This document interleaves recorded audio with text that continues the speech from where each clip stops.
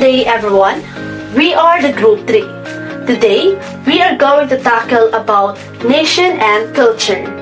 But before we proceed to our formal discussion, the main objectives of this lesson is that students will be able to identify and apply knowledge of various Filipino cultural aspects that influence communication, including language, nonverbal cues, and social norms. Distinguish and evaluate the implications of Filipino culture and communication practices in different contexts.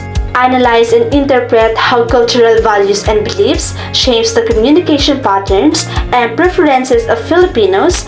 Appreciate and respect the cultural diversity of Filipinos in terms of communication and apply this understanding to effective cross-cultural communication and collaboration. And now, let's go back to our topic. Nation. Community, a race of people with shared culture, traditions, history, and language. Culture. Structure that gives form to behavior and fixes the framework of exchanges between the people of the group.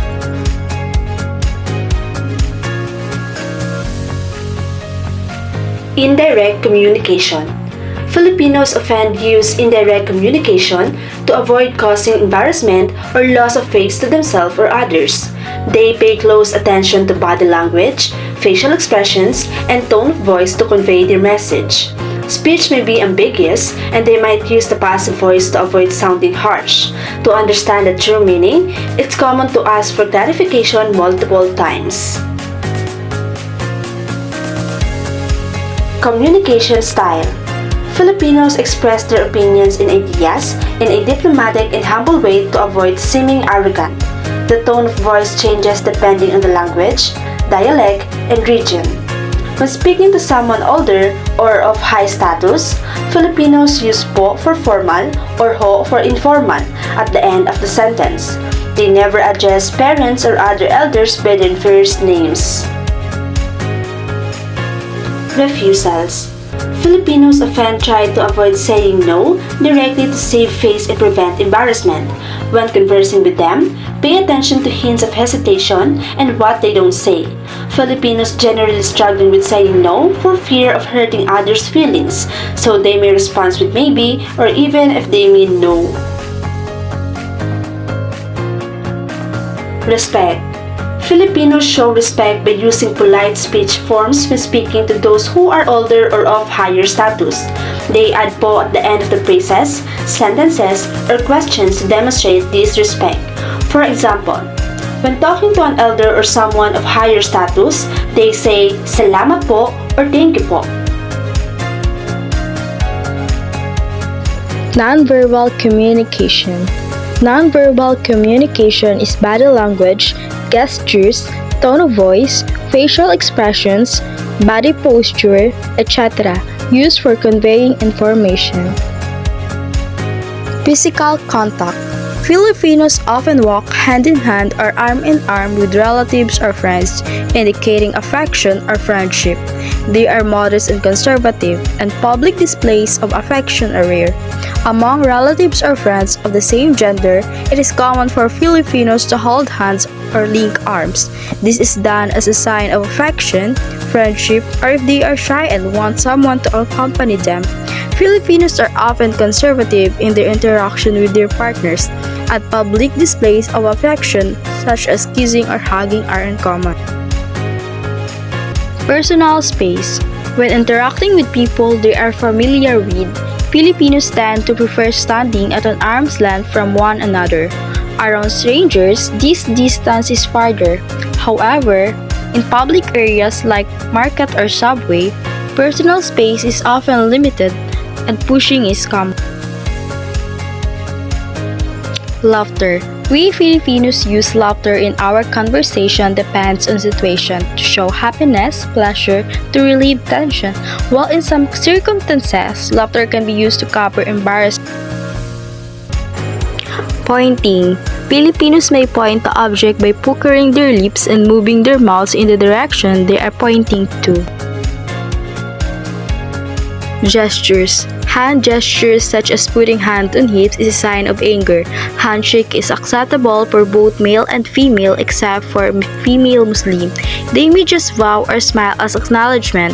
Pursing of lips, raising of eyebrows, and their eyes, they are less dependent on spoken words. They have a sharp, initiative senses to implied meanings called pakiramdam. Even smiles have different meanings. A smile does not always convey happiness but can mask embarrassment, nervousness, or insecurity. If they do not want to respond to a question, they may just smile.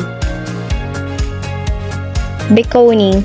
The common way to beckon someone is by gesturing with a hand facing downward and waving fingers toward oneself, the same gestures that would represent shooing in Australia. If a Filipino wants someone's attention, it is common for them to make a sound like psst. Basic etiquette. Filipino dress modestly, respecting the elderly and higher social status. They have small living quarters and communal possessions, avoiding blasphemy and cursing. They have a relaxed approach to timekeeping, often arriving an hour or two designated times, known as Filipino time. Visiting. We Filipinos show being hospitable by using our finest porcelain and cutlery. Filipino remove their shoes before entering a home, accepting refreshments offered, and using our finest porcelain and cutlery to acknowledge our visitors. We are also reluctant to take the last serving food at the meal and offer a person passing by to stop and eat. However, this is not offer but to show respect. Do not refer to the woman of the house as a hostess because it has an offensive connotation in the Philippines. It is common practice to remove shoes before entering someone's home, and you may be offered slipper to wear inside. Try to accept any refreshments offered as refusing is considered impolite. Filipino often use their best cookery and cutlery for visitors, and it is polite to compliment them as acknowledgement. Eating. Filipinos typically serves meals with rice. If a meal is not served with rice, it is normally not considered a main meal but rather a snack. They eat with hands or forks, often accommodating guests with suitable cutlery. Leaning on arm is considered rude, and food may be left cold before eating. Filipinos leave food at the table for future guests or any is hungry. Almost all Filipinos' meals are served with rice, and if a meal is not served with rice, it is typically considered a snack. Filipinos usually eat with their hands or a spoon and fork, and they ensure that appropriate cutlery is provided for their guests. It is considered rude or disrespectful to lean on one's arms while eating. Filipinos may let the food cool before eating to serve all dishes at the same time. It also customary for Filipinos to leave some food on the table in case a guest arrives. Gift giving. This is one of Filipinos' tradition wherein they will take such an effort to make their gift well presentable and make it memorable. So if they give it to someone, it has a sentimental value. When it comes to giving a gift and whoever received the gift, he or she will not open it yet because he or she will think first whoever the giver of the gift and then set aside. Pangmano. The common gesture Filipinos use known as pagmano often refer as a blessing in English, as a sign of respect to someone or elders, as a way of accepting them a blessing from them. They will say mano po to the elders, asking affirmation from them. Although the mano gesture is still widely used, known as a Filipino culture, but nowadays, in our modern society, pagmamano reflects as a biso-biso or a cheek-to-cheek kiss, but not all are using it.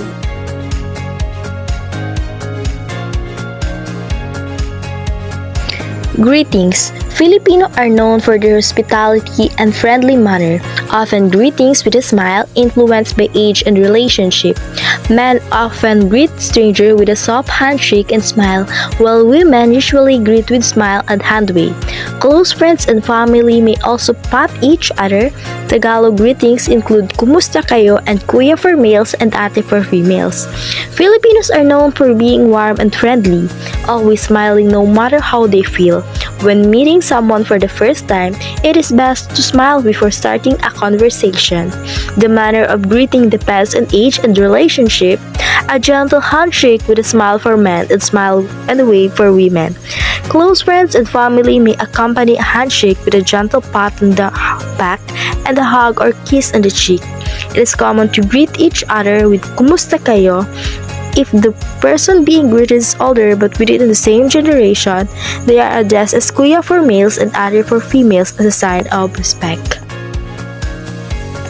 Naming. The Spanish heritage of the Philippines continued to influence Filipino naming conventions, with a typical naming format being a middle name with a mother's maiden name as middle name and a father's surname as a surname. It is common for someone to have multiple first names, often translating into Catholic saints. Sons often adopt their father's name, carrying the suffix junior. Women often adopt their husband's surname but sometimes hyphenate their maiden name with their husband's surname. Filipino often have nicknames, which are used in the workplace, but should be referred to more formally with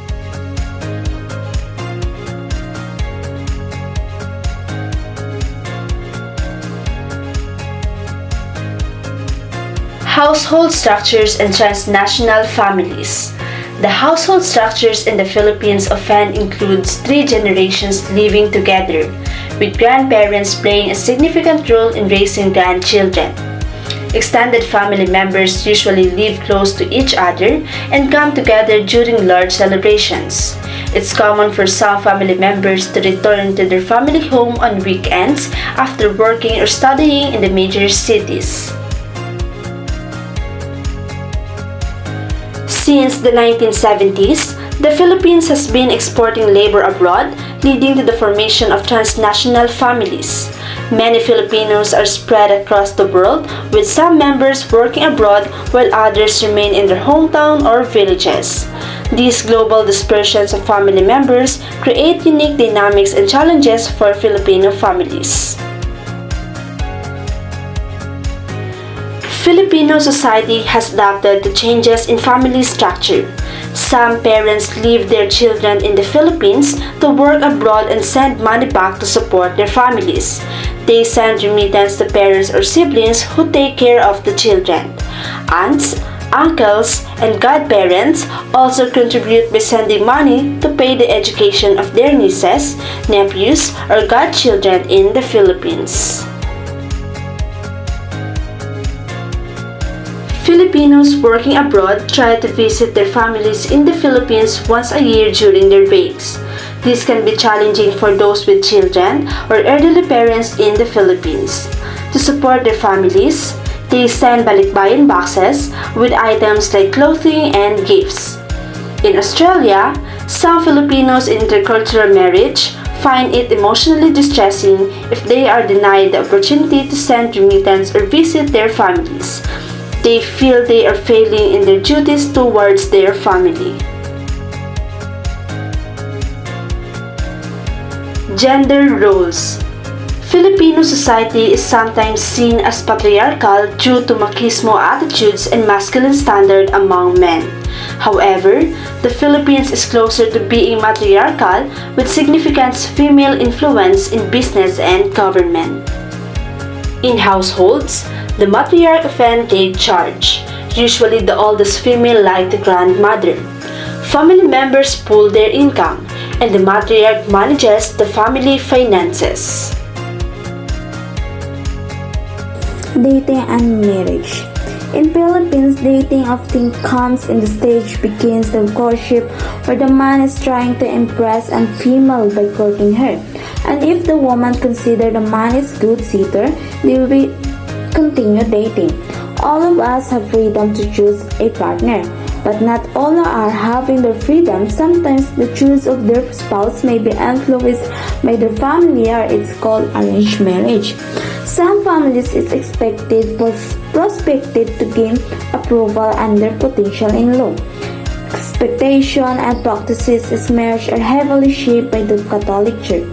Marriage is understood as a milestone and expecting that individuals will marry a sustainable partner and not by influence of others. Monogamy as the norm of divorce is both socially stigmatized and illegal. Cultural stereotypes about Filipinos. On a global scale, stereotypes abound. Everyone is guilty of associating at least a few characteristics to certain groups of people. But it is important to be careful about these associations, understanding that while they may be commonplace, they are definitely not all-encompassing. Around the world, stereotypes are common. Everyone associates certain characteristics with groups of people. It is important to be careful about these associations because they are not always accurate. Filipinos have heard their fair share of stereotypes, with some getting quite old and tiresome. Read and so you don't catch yourself guilty of presuming the following. Filipinos are known for their English proficiency, but some learn it as their first language. While others learn it alongside Tagalog or their native language, English is taught in school and heavily influenced by US media. And while some Filipinos have distinctive accents, English-speaking travelers can communicate easily with the multilingual population. Filipinos have heard many stereotypes, some of which are the quiet, old, and tiresome. One common stereotype is the belief that Filipinos don't speak English. Tourists are often surprised to learn that some Filipinos grow up learning English as their first language. Many learn English alongside Tagalog or other local dialects, and nearly everyone learned it in school and through the influence of American media. Although some Filipinos speak with a distinct accent, English-speaking visitors to the country usually have little trouble communicating with its multilingual people. Filipinos traditionally speak Spanish, a stereotype often held by Spanish people and their former colonies. Despite over 3 centuries of Spanish dominance and 40 years under American administration, the Philippines has chosen English over Spanish. However, many terms borrowed from Spanish are still present, such as numbers, time, days of the week, months, and verbs. Even though many have Tagalog equivalents, many a time, due to all the country's borrowed words from Spanish and English, listening to Filipinos speak might sound like they are communicating in 3 different languages all at once. While Filipinos were once ruled by Spain, they now primarily speak English, not Spanish. Even though there are many Spanish words used in Filipino, like numbers and days of the week, English is the dominant language. This blend of English and Spanish words can make Filipino speech sounds like a mix of 3 languages. Dog meat is normally eaten. In the Philippines, eating dog meat is generally considered taboo, which means it's not eaten and it's not sold alongside other meats like pork, beef, and chicken in the supermarket. While some of the northern regions have tradition of consuming dog meats among indigenous people, but don't expect it's commonly found in the restaurant menus. All Filipinos share the same culture and traditions. Filipinos share a common culture and traditions, but historically, the different island groups had their own distinct cultures, languages, and tradition due to their separation of large body of water. A movement for a united Philippines emerged with the arrival of the Spanish. While Filipinos are known for being proud of their national identity, regional disparities and unique characteristics still exist. If you've seen one island, you've seen them all. The misconception that all Philippine islands are the same is incorrect. Over 7,000 islands offer unique experiences with varying languages, cuisines, groups of indigenous peoples, cultures, and traditions. Each island offers unique activities for travelers like partying in Boracay, surfing in Siargao, diving in Anilao, and snorkeling in Palawan. So research before a trip is crucial. Another misconception among first-time visitors to the Philippines is that all islands are more or less the same, so visiting a few is enough to experience the whole country. This is wrong because in addition to over 7,000 islands with different languages, cuisines, indigenous groups, cultures, and traditions, each island has its own unique beauty and activities to offer. You can party in Boracay, surf in Siargao, dive in Anilao, and circle in Palawan. Each has its own treasures, so a little research before a trip goes a long way. Filipino workers abroad are often seen as new heroes due to their hard work and monthly remittances, which contribute to the Philippine economy's boom. However, many Filipinos abroad face discrimination and are seen as fit for lower income jobs, even though they are qualified professionals in the Philippines who are forced to trade in such titles for higher pay in foreign countries. Filipino workers abroad are often praised for their contributions to the Philippine economy. However, they also face discrimination and are sometimes seen as only fit for low-paying jobs, even if they are highly qualified professionals back home. This is a sad reality for many Filipinos who work overseas. The Philippines is a dangerous country. The Philippines is often misunderstood as a dangerous country to the sensationalized media coverage. While caution is necessary, especially in urban areas like Manila and certain regions like Mindanao, the majority of the country is safe for tourists. Be mindful of belongings and avoid tourist traps in cities. Basic cautions should be practiced to avoid personally experience. The country is not nearly as bad portrayed by the foreign media. Filipinos are always late. Filipinos are often stereotyped as being late. While some may not like this stereotype, they won't deny it's true. A common joke among Filipinos is that they run on Filipino time, meaning meetings or events usually start 10 to 30 minutes later than scheduled. This is generally understood among Filipinos, even if it's not the best practice, especially with those who are unfamiliar with the culture. Filipinos are often stereotyped as uneducated. Despite their education and ability to speak multiple languages, despite the need for improvement in the educational system, many Filipinos are highly educated and well-traveled individuals who don't take being looked down upon. The stereotype that Filipinos are uneducated is usually assumed by people who view other nationalities as inferior. Even though they know Filipinos go to school, they still think the schools are of lower quality compared to their own country. While there are aspects of the education system in the Philippines that can be improved, Filipinos are far from uneducated. Many Filipinos speak more than one language and are highly educated, well-traveled individuals who do not accept being looked down upon.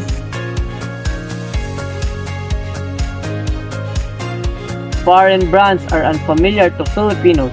The large number of foreign franchises and stores in the nation usually surprises foreigners. Simply put, Manila, the nation's capital, is a foodie and shopping haven. It would be very challenging to complete them without bringing it names from all over the world, as the metro is filled with some of the biggest shopping malls in the world.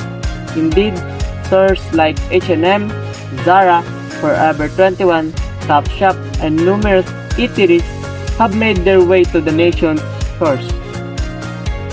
While Filipinos may not be familiar with some foreign brands, Manila is a hub for international shopping and dining. The city's numerous shopping malls, some of the largest in the world, necessitate a diverse mix of brands to fill their spaces. As a result, many popular foreign stores and restaurants have expanded to the Philippines.